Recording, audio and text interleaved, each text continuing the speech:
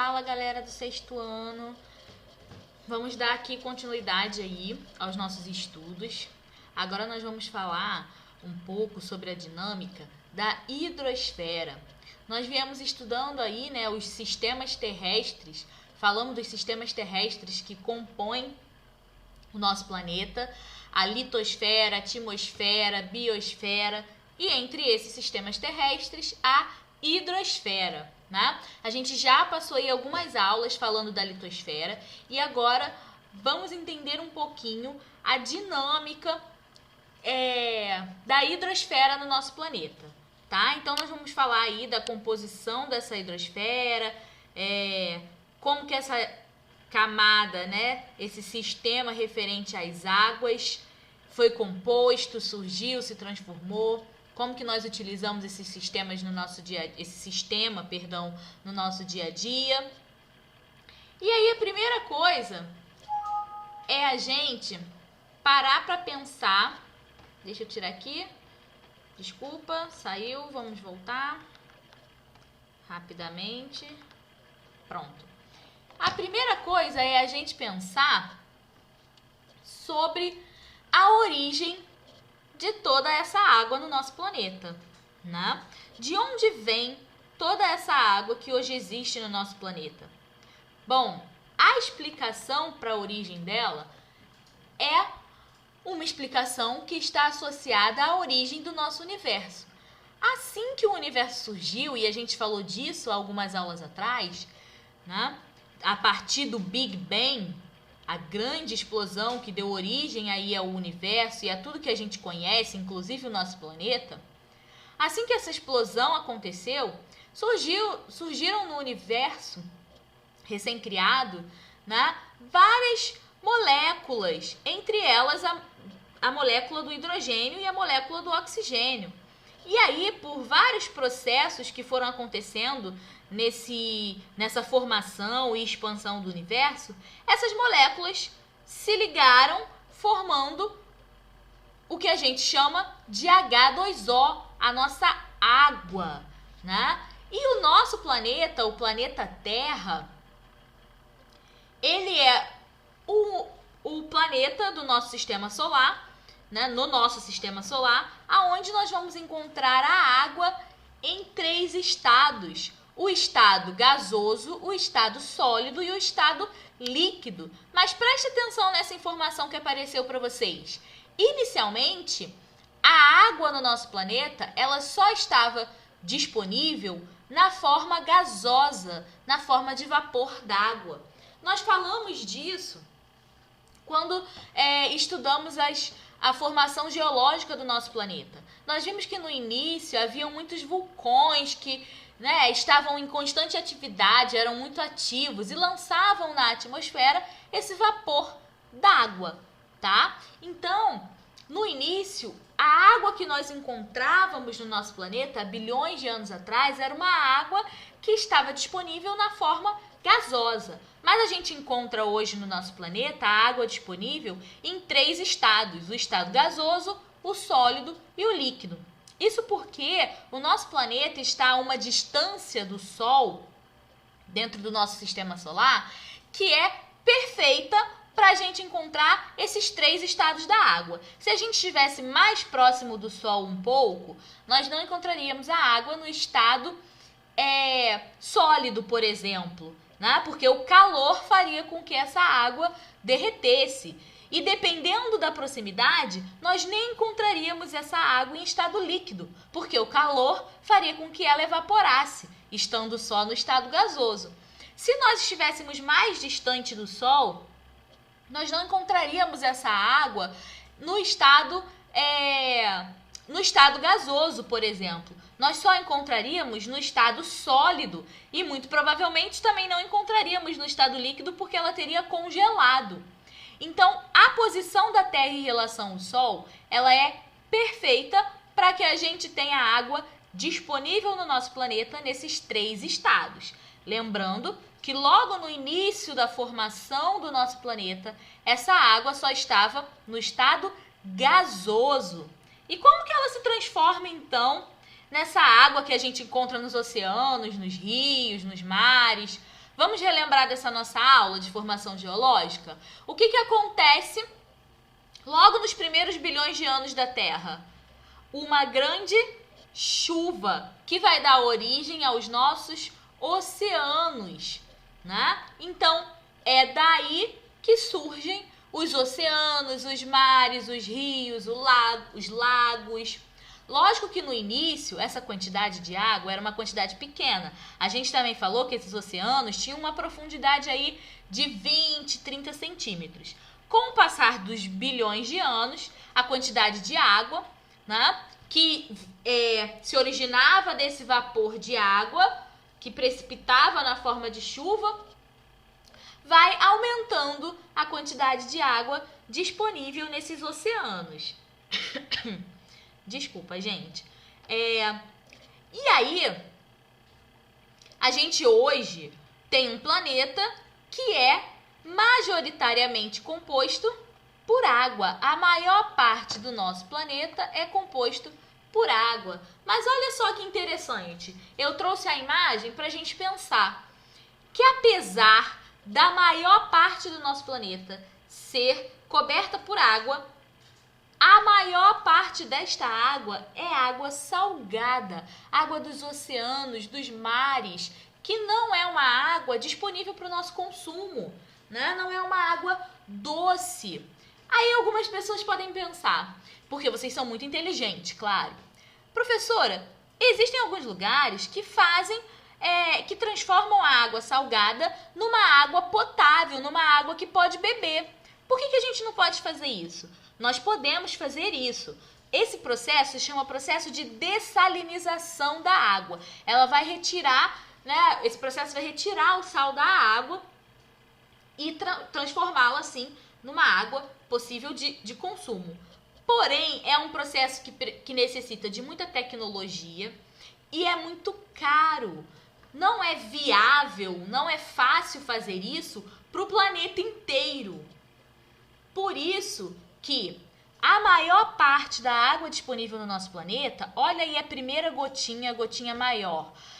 97,5% dessa água é uma água em estado, é uma água salgada. A água dos oceanos, dos mares, água com essa grande quantidade aí, né, de sal. Já a água doce, olha só, que pouquinha quantidade de água doce nós temos. 2,5% de toda a água do planeta é água doce. E observa mais um detalhe. Desculpa.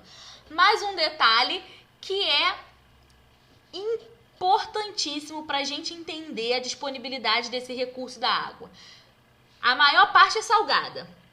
A pequena parte que sobra de água doce, ela é composta pela água doce líquida e pela água doce que está congelada nas formas de geleiras. Observa aqui, gente.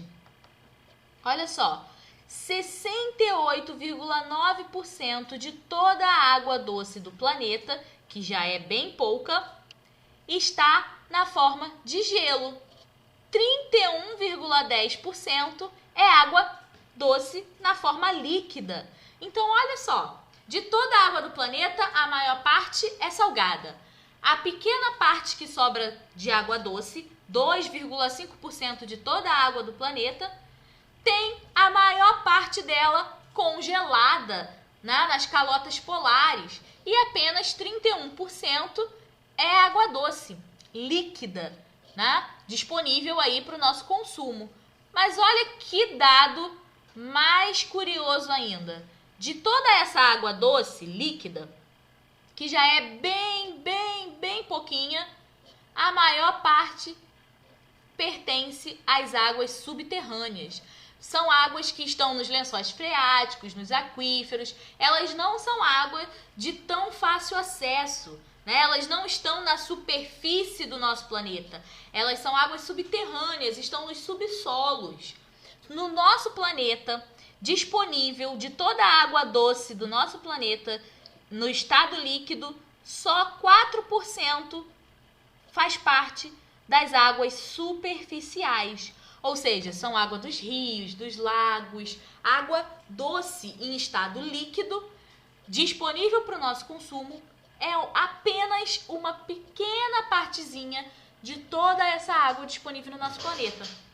Daí a importância de cuidarmos da água, né? De preservar os recursos hídricos do nosso planeta. Por quê? Desculpa, a quantidade de água disponível na superfície em forma líquida para o nosso consumo é muito pouca. E como que essa água se renova? Porque a água que nós hoje encontramos nos oceanos, nos rios, nos lagos, é a mesma que os dinossauros encontraram, que os primeiros seres vivos encontraram.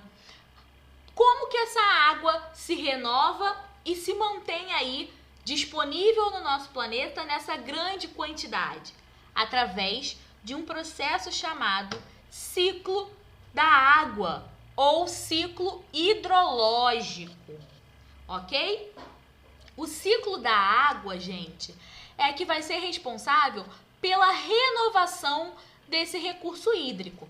Essa imagem que eu mostrei para vocês, que vocês estão vendo, né? Ela mostra vários processos que acontecem dentro do ciclo da água. Eu separei esses processos para a gente entender um pouquinho melhor. Nessa imagem, vocês podem observar que tem evaporação. Deixa eu botar a setinha aqui. Que tem evaporação, tem condensação, precipitação, transpiração, escoamento superficial, infiltração, escoamento subterrâneo. Olha quanta coisa acontece nesse ciclo da água. Para a gente entender um pouquinho melhor como que ele acontece, eu separei em duas partes. Olha só. Aqui é o processo básico do ciclo da água. Nós temos a água disponível aqui no planeta. O que vai acontecer com essa água? Ela vai sofrer evaporação. Ela vai evaporar, vai ficar suspensa na atmosfera na forma gasosa, né? E na atmosfera, nessa forma gasosa, vai acontecer outro fenômeno com essa água no estado gasoso, no vapor de água. Ela vai se condensar na forma de nuvens. Olha só. E aí, essas nuvens vão precipitar na forma de chuva. E o que vai acontecer com essa água? Ela vai retornar para a superfície do planeta. Então, olha só. A água disponível na superfície do planeta evapora, condensa e precipita. Esses são os três processos básicos do ciclo hidrológico, do ciclo da água. Ela vai evaporar dos mares, oceanos, rios, lagos, das plantas, dos seres vivos e vai condensar na forma de nuvem, precipitando e retornando. Então, percebam como forma um ciclo. A água evapora, condensa e precipita. Professora, naquela imagem tem muita coisa acontecendo. Aqui você só mostrou a evaporação, a condensação e a precipitação. Vocês podem reparar que está em espanhol, mas dá para entender, né? As palavras evaporação, condensação e precipitação. Esse é o processo básico. Agora, como que essa água evapora? Como que ela vira vapor de água, né? Como que ela vira vapor d'água? Como que ela se transforma passa do estado líquido para o estado gasoso? Bom, esse vapor d'água, ele vai se originar a partir de dois processos. Olha só, nós vamos ter a evaporação, que é a água dos oceanos, dos mares, dos rios, que vai evaporar devido ao calor do sol, né? E nós temos também a transpiração, ou a chamada evapotranspiração, que vai acontecer nas plantas, nos seres vivos, né? A planta, ela também vai transpirar e essa quantidade de água que existe nela vai evaporar através dessa transpiração para a atmosfera, formando aí, né, a água no estado gasoso, que depois vai condensar na forma de nuvens e precipitar na forma de chuva, né? Ou de neve, por exemplo. Também é uma outra forma de precipitação dessa água.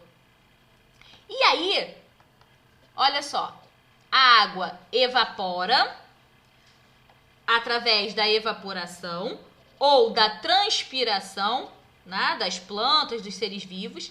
Então, ela evapora através da transpiração das plantas, dos seres vivos, das águas do mar, dos oceanos, né, através da evaporação, condensa e precipita. Volta tudo de novo para a superfície. Só que essa precipitação também pode acontecer, esse retorno da água pode acontecer de algumas formas. Através do escoamento superficial, através da infiltração e do escoamento subterrâneo. E aí eu coloquei aqui uma imagenzinha para a gente observar como que isso acontece. Observa o que vai acontecer aqui, ó. A água evapora, desculpa, vou deixar passar para não voltar. Ó, a água está evaporando das plantas e do mar, né? Está condensando na forma de nuvens e está precipitando. Olha a primeira setinha amarela. Escoa pela superfície, né? Essa primeira, vai repetir. Essa primeira setinha amarela que vocês podem observar, ela é o processo de escoamento superficial. Olha só, a água vai escorrer de forma superficial e retornar para aquele rio, para aquele lago, para o oceano, né? Então ela vai escoar de forma superficial. Agora, observem as setinhas pretas que vão aparecer. Olha o que acontece com essa água. Tem até o pontinho vermelho que vai junto. Ela infiltra, né, até o subsolo, atingindo o lençol freático e escoando por dentro desse lençol freático. Mais uma vez para a gente observar. Ela vai precipitar, segue o pontinho vermelho para vocês observarem bem. Ela vai precipitar, vai infiltrar no solo, é o processo de infiltração, e vai escoar por esse lençol freático, é o escoamento, né, dentro do lençol freático. É esse escoamento subterrâneo. Olha aqui. Então a água evapora, condensa, precipita. Nessa precipitação ela pode infiltrar e escoar, né, de forma subterrânea aqui dentro dos lençóis freáticos que vão encontrar os rios, os mares, os oceanos. Ela também pode retornar para esses oceanos, esses rios, através do escoamento superficial, né, escoando aqui na superfície. O derretimento das geleiras também provoca esse escoamento superficial. A água que derrete aqui dessas geleiras, ela escorre na superfície. E o que pode acontecer com essa água derretida? Escorrer superficialmente ou também pode infiltrar no nosso solo, né, atingindo aí esses lençóis freáticos, dando continuidade ao escoamento subterrâneo, ok? Bom, agora nós vamos falar um pouquinho dos rios e lagos, né? Elementos aí que fazem parte dessa hidrosfera, aonde a gente encontra desculpa, gente, aonde a gente encontra a água também disponível no nosso planeta, e principalmente a água doce disponível no nosso planeta, tá? Nós estamos falando nessa aula, nós vamos focar mais nas águas continentais, né? Então, no continente, nós vamos encontrar a presença de rios, de lagos, lagoas, cachoeiras, que vão, então, ser aí a oferta de água na nossa parte continental. E aí eu coloquei aqui uma imagem que inclusive tá no livro de vocês, né? Pra gente entender um pouquinho desses elementos, dos rios, dos lagos que estão aí presentes no continente. Então, olha só, nessa imagem vocês podem ver, eu vou começar primeiro pelo lago, né? Pra gente entender, porque no rio a gente vai dar uma atenção às partes do rio de uma forma mais detalhada. Vocês podem observar nessa imagem que nós temos dois lagos. Os lagos, deixa eu ver se a setinha aparece aqui. Aqui. Nós temos os lagos artificiais e nós temos os lagos naturais, tá certo? Então, lagos normalmente são formados em área de depressão. A gente já falou sobre formas de relevo, né, as unidades do relevo, falamos das depressões, tá? Normalmente, eles são situados, então, em áreas de depressão, são alimentados pelos rios, pelas nascentes, né, pela água da chuva, e nós podemos ter lagos que são artificiais, que foram construídos pelo homem para represar uma certa quantidade de água, e temos os lagos naturais, que se formaram, né, a partir ali da dinâmica do próprio relevo, né, da formação daquele relevo, que acabou criando uma área onde naturalmente a água fica represada. Algumas pessoas diferenciam lagos e lagoas, né? Quando a gente fala lago e lagoa, a gente está falando de coisas diferentes. Por quê? Lago, normalmente, tem uma profundidade maior. Os lagos normalmente são bem mais profundos do que as lagoas. As lagoas são rasas, né? A gente consegue, por exemplo, mergulhar, tomar banho, circular por boa parte das lagoas. Por quê? Elas são mais rasas do que os lagos. Os lagos têm uma profundidade maior do que as lagoas, tá? E aí a gente vai falar agora sobre os rios. Olha só, nessa imagem mesmo, nós conseguimos ver uma parte chamada de nascente. Vocês podem observar no alto da imagem que a gente tem as nascentes dos rios, olha só. Inclusive, esses rios é que vão alimentar esses lagos também, né? Eles podem ser alimentados pelos rios, pelas chuvas, pelas nascentes dessas águas, né? Então, olha só, nós temos as nascentes. Normalmente, nós encontramos as nascentes em partes mais altas, tá? Professora, eu nunca vou encontrar uma nascente numa altitude menos elevada? Vai, posso encontrar. Mas, normalmente, um rio vai se originar, vai ter a sua nascente numa parte mais elevada, né? Da onde ele vai traçar todo o seu caminho até o mar, aonde ele vai desaguar, tá bom? Olha só, quando esse rio tem a sua nascente, né? E ele vem aqui, ó, ele passa por unidades do relevo, por formas do relevo que são bem acidentadas, com bastante ondulações. Nós vamos ter a formação de corredeiras, né? Ele vem fazendo essas curvas, olha só. E ele aqui vai ter uma velocidade bastante alta. O fluxo da água vai ter uma velocidade bastante alta. Por quê? Porque ele está numa parte íngreme, ele está escorrendo por essa forma de relevo aqui. E aí, essa forma de relevo, por ter várias ondulações, várias quedas, vai formar as nossas cachoeiras, as nossas quedas de água, né? As nossas quedas d'água aqui. Então, você tem como partes, né, formas aí desses rios, as corredeiras e as cachoeiras também.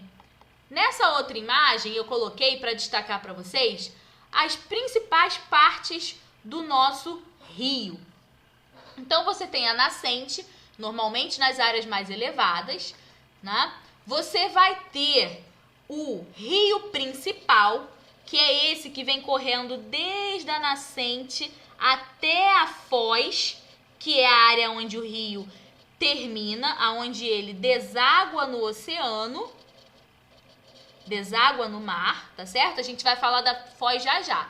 Então, o rio principal é esse que vem correndo lá da nascente, olha só, e deságua aqui, então, nos mares, nos oceanos.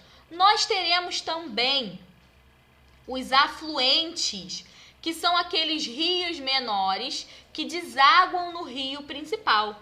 Esse rio menor, ele também pode ter outros rios que desaguam nele. São os chamados subafluentes, né? Então, nós temos subafluentes e afluentes. Afluente é aquele que deságua direto no rio principal. Subafluente é aquele que deságua em um outro rio e esse rio depois deságua no rio principal. Passou demais aqui. Bom, e nós temos aqui a área da foz, que é a área de encontro desse rio com o mar. Todo rio deságua no mar. Todo rio corre direto para o oceano, de forma direta ou de forma indireta. Como assim, professora? Eu tô vendo lá no subafluente e no afluente que eles não estão terminando no oceano, não. Olha só, o subafluente e o afluente, eles não terminam direto no oceano, mas de forma indireta eles terminam. Por quê? Para onde vai a água do subafluente? Segue a linhazinha do subafluente. Essa água vai parar. Deixa eu voltar aqui. Essa água vai parar no afluente. Ele deságua no nosso afluente. E esse afluente deságua com toda essa sua água, inclusive a água do subafluente, no rio principal. Para onde vai a água que chegou aqui nesse rio principal? Para o oceano. Então, de maneira indireta, a água do subafluente e do afluente também desaguam no oceano. Por isso, todos os rios desaguam, né? Correm aí em direção ao oceano. E essa área de encontro com o oceano nós chamamos de foz, tá? Essa foz, ela pode acontecer de duas formas. E daí eu vou voltar para a imagem que tem no livro de vocês para a gente entender. Ela pode ser uma foz em forma de estuário. Observa aqui. Um encontro do rio com o oceano se dá de forma livre, olha só. Não tem nada entre o final desse rio e o oceano. Vai formar aqui uma área que a gente chama de estuário, né? É o encontro da água do rio com o oceano de forma livre. Quando essa água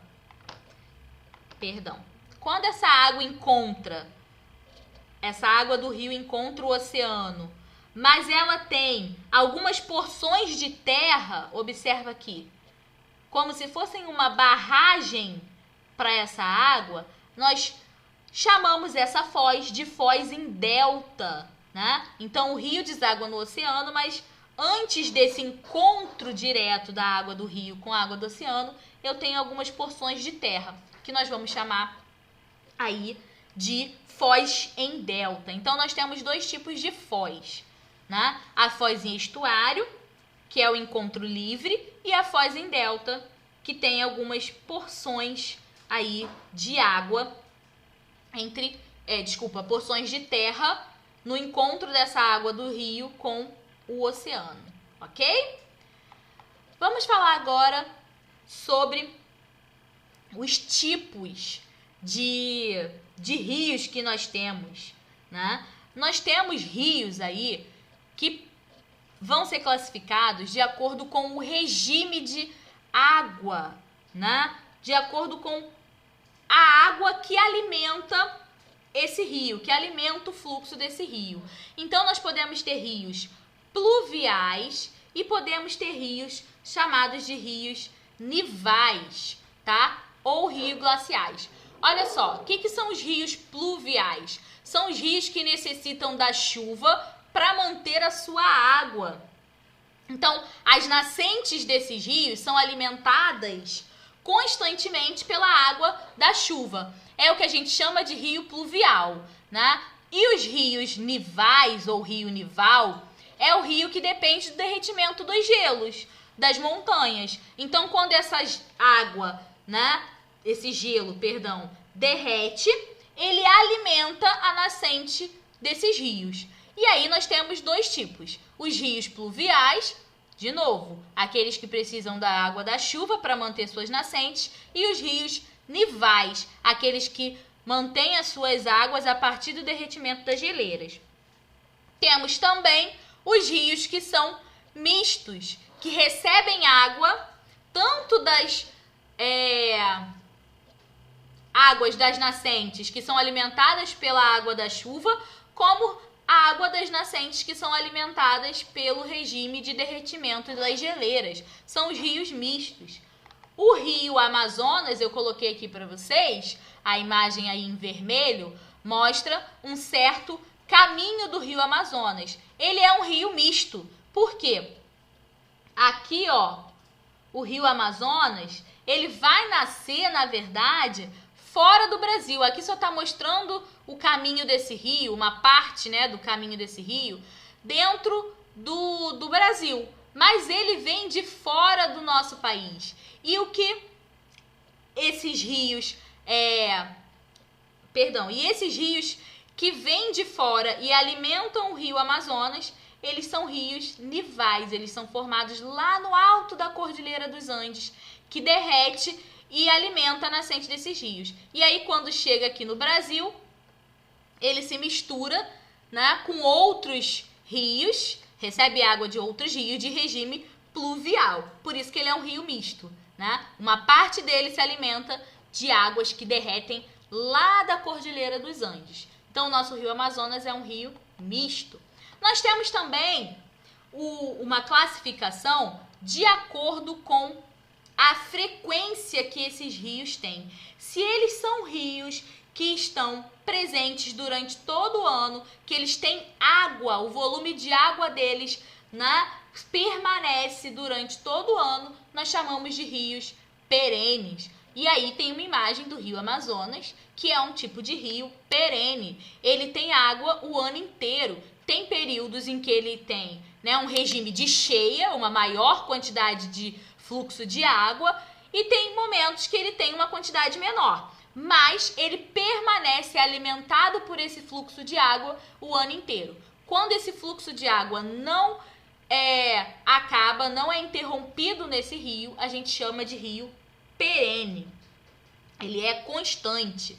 Nós temos também os rios temporários ou rios intermitentes, tá? São rios que na época de seca, na época de menor quantidade de chuva, eles desaparecem. E aí eu coloquei um exemplo do rio Jaguaribe, no Ceará, que é um rio intermitente, é um rio temporário. Na época de cheia, esse rio desaparece, porque ele é um rio pluvial. Ele precisa da chuva para alimentar a nascente e ter água correndo no seu leito, né?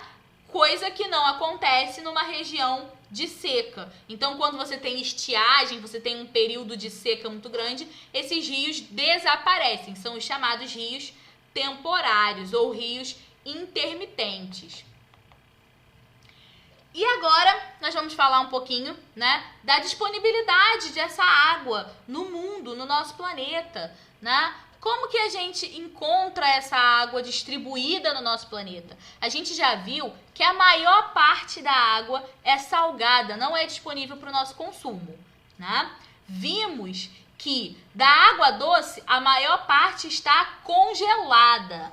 Da água líquida que sobra, a maior parte está nos lençóis subterrâneos. Então, na verdade, a quantidade de água disponível, água potável disponível para o nosso consumo, ela é muito pequena no mundo, né? Por isso que existe uma grande importância, que é necessário cuidar desse recurso, ok? Mas também nós precisamos destacar o seguinte, que os maiores consumidores dessa água potável não são as residências, não é o consumo doméstico. A maior parte dessa água potável, ela é consumida, utilizada pela agropecuária, pela criação de gado, pelo cultivo de alimentos. Então, a maior parte dessa água doce, líquida, potável, disponível na superfície, é consumida pelos produtores agropecuários. 70% de toda essa água é destinada a irrigar plantação, ao cultivo, né, de alimentos, ao trabalho com o gado. 22% é utilizado pelas indústrias e só 8% é utilizado no consumo doméstico e nas atividades comerciais. É lógico que nós temos que pensar, ou melhor, repensar a forma como nós consumimos essa água em casa, né? Não há necessidade de escovar os dentes com a torneira aberta, tomar um banho longo, né, por vários minutos com a água do chuveiro sempre aberta. Nós podemos repensar, sim, atitudes do nosso dia a dia que contribua para uma maior preservação, para uma utilização melhor dessa água. Mas é fundamental que os setores como o setor agrícola, o setor da pecuária, o setor industrial, também repensem o consumo de água. Afinal, eles são juntos, né? Se nós pegarmos aí a agropecuária e a indústria, são responsáveis pela maior parte do consumo, né? 92% de todo o consumo de água fica aí entre a pecuária e a indústria. Então, é importantíssimo que eles repensem a forma como eles estão utilizando esse recurso. Até porque, olha esse mapa, existe alguns lugares do nosso planeta, né, que praticamente não tem nenhuma disponibilidade de água potável satisfatória para as suas populações, para atender as suas populações. Olha só, as partes em cinza são áreas aonde a disponibilidade de água é muito baixa. As partes em azul, mas não é exatamente um azul, né? Porque todo mapa tá em tons diferentes de azul. Esse aqui, ó, que a gente encontra na África, no norte da África, no Oriente Médio,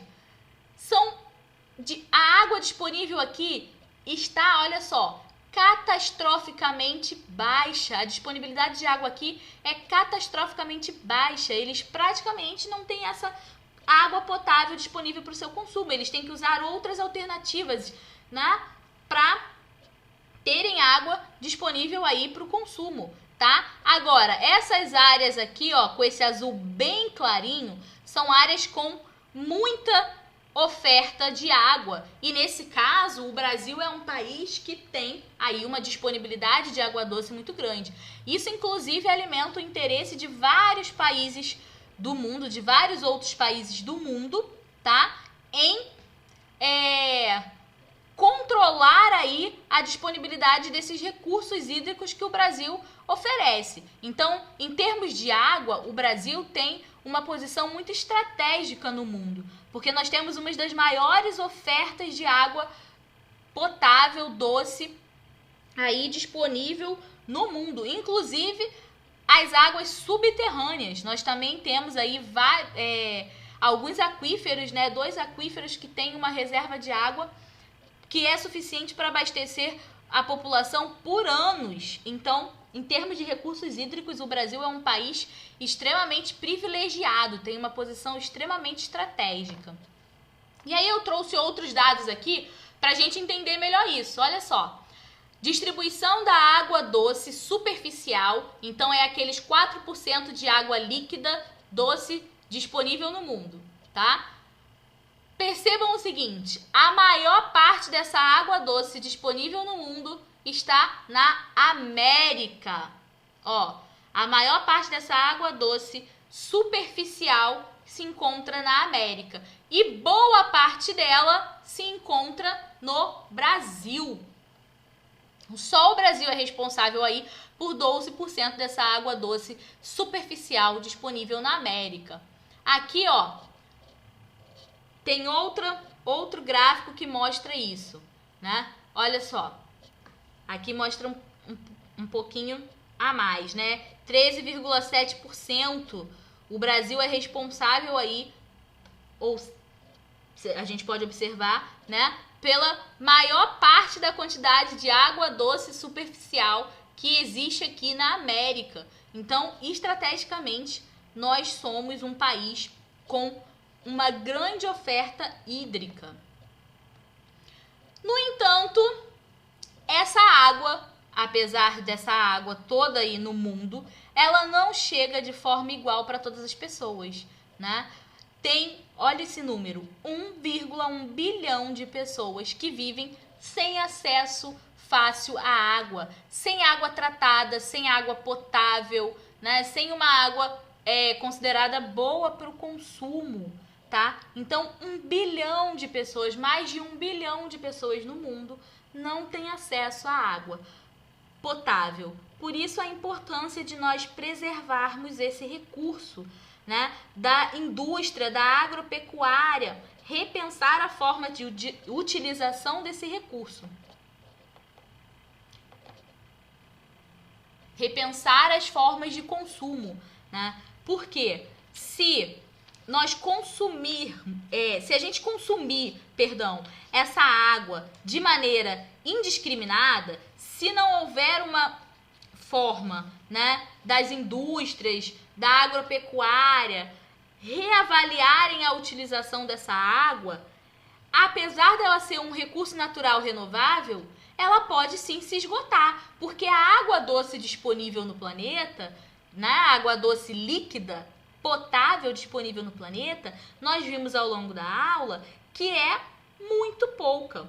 E se a gente polui os rios, se as empresas e as indústrias consomem de forma indiscriminada, se elas não fazem um processo de reutilização da água, né? Se elas simplesmente consomem e poluem os rios, o que vai acontecer com essa água? Ela vai se tornando cada vez menos, né, potável, cada vez menos disponível para o nosso consumo. A gente altera o ciclo hidrológico. Então, aquela água que evapora, imagina, ela evapora dos rios. Se eu acabo com o rio, se eu poluo tanto um rio que esse rio acaba, o que vai acontecer? A água que evaporava dele, que condensava, que precipitava, que infiltrava, que retornava, não vai retornar mais. Então, eu diminuo a oferta dessa água, né? Por isso que é importante repensar as formas de consumo desse recurso aí disponível, desse recurso hídrico disponível no nosso planeta, ok? Eu espero que vocês tenham aproveitado a aula, tenham entendido. Levem as dúvidas lá para a aula ao vivo, que no chat eu, os outros professores, vamos estar disponíveis para tirar qualquer dúvida que vocês tenham, né, que tenha ficado dessa aula, que fique na aula ao vivo também. Então, eu encontro vocês na aula ao vivo e até uma próxima oportunidade aqui para a gente continuar aí os nossos estudos. Tchau, tchau!